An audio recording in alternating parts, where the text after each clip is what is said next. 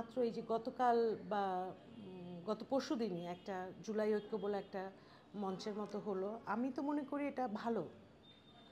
এটা ভালো কারণ কি ৫ই অগস্টের পরে আমরা এত বেশি এক তো ছিলাম, আমরা শকড ছিলাম। এরকম মৃত্যু, এমন নির্মমতা, এমন বর্বরতা তো আপনারা কখনো কল্পনা করেছেন? আমরাও করি নাই। এটা কিন্তু কোনো বিদেশি শক্তি করে নাই, আমাদেরই ভাই ব্রাদার পুলিশ, বিজিবি, আর্মি। হ্যাঁ, ফলে আমরা একটা শকে ছিলাম। তারপরে হাসিনার যে পাওয়ার স্ট্রাকচার ছিল, যে একটা রেজিমের যে পাওয়ার স্ট্রাকচার থাকে, মানে আওয়ামী লীগ তো শুধু আওয়ামী লীগ ছিল না, এটা ইন্ডিয়ান আওয়ামী লীগ ছিল। আমাদের কিন্তু যুদ্ধ করতে হচ্ছে নট অনলি আমার নিজের ফ্যাসিস্ট স্বৈরাচারী সরকার, সে একটা সরকার যে নাকি গদিনসীন ছিল আরেকটা বিদেশি রাষ্ট্রের দ্বারা, এবং সেই রাষ্ট্রের নাম কি? ইন্ডিয়া। একটা খতরনাক ধরনের একটা ব্যাপার স্যাপার। তো ওইরকম একটা যুদ্ধের পরে আমরা তো সমস্তটাই ছেড়ে দিয়েছিলাম। যখন ওয়াকার সাহেব বললেন যে আমার উপর আস্থা রাখেন, মনে আছে আপনাদের? উনি ভাষণে বললেন আমার উপর আস্থা রাখেন, আমি সব ঠিক করে দেবো। আমরা কিন্তু আস্থা রেখেছিলাম সরল মনে একদম। কিন্তু তখন ভুলটা হয়ে গেছে।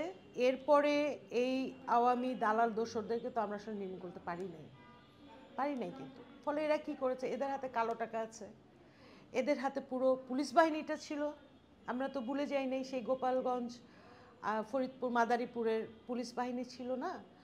তারপরে আর্মির ভিতরে, সেনাবাহিনীর ভিতরে ইন্ডিয়ান কিছু অংশ, খুব ছোট, সামান্য, কিন্তু তারা খুব ক্রিটিক্যাল পজিশনে ছিল, খুব গুরুত্বপূর্ণ দায়িত্বে ছিল। তো এই সব কিছু মিলে কি করেছে? ছাত্র জনতার ঐক্যটাকে নষ্ট করতে পেরেছে এক অর্থে, সাময়িকভাবে। তার অন্যতম একটা কারণ ছিল করাপশন। তারা তো করাপশন করে ক্ষমতায় ছিল, তখন কি করে? ছাত্রদেরকে ডেকে নেয়, সাধারণ মানুষকে ডেকে নিয়ে করাপ্ট করে দেয়। সেই করাপশনের ফাঁদে আমাদের একটা অংশ পা দিয়েছে, তার আমি বলবো ট্র্যাপড হয়েছিল। ফলে ঐক্যটা নষ্ট হয়ে গেছে।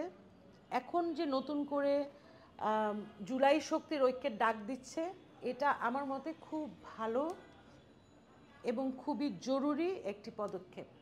এতে করে আমি আশা করি যে যেটুকু আমরা একটু বিক্ষিপ্তভাবে চলে গিয়েছিল সেটা আবার একত্রিত হবে।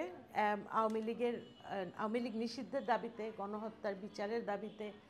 শহীদের তালিকাটা বন্ধ করে রেখেছে মাসের পর মাস। আজকে আমাদের অন্য একটা কারণে আমার মুক্তিযুদ্ধ মন্ত্রণালয়ে যাওয়া হয়েছিল ওই উপদেষ্টাকে জানাতে, আমাদের ক্ষোভের কথা, তদবির নিয়ে না, দাবি দেওয়া ক্ষোভের কথাটা জানাতে। এবং তখন আমি ওনাকে বললাম যে আপনারা যে এত বলছেন যে জুলাইয়ের শহীদরা এবং তাদের সন্তানরা আমাদের টপ মোস্ট প্রায়োরিটি, এটা তো আসলে এটা একটা মিথ্যাচার।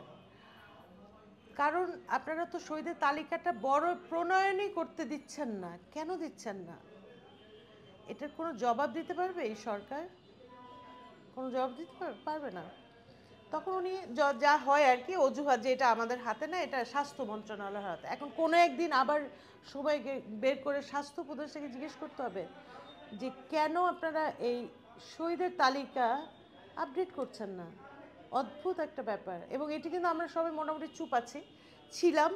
আমার মনে হয় এখন থেকে আর চুপ থাকা ঠিক হবে না, অনেক দেরি হয়ে যাচ্ছে।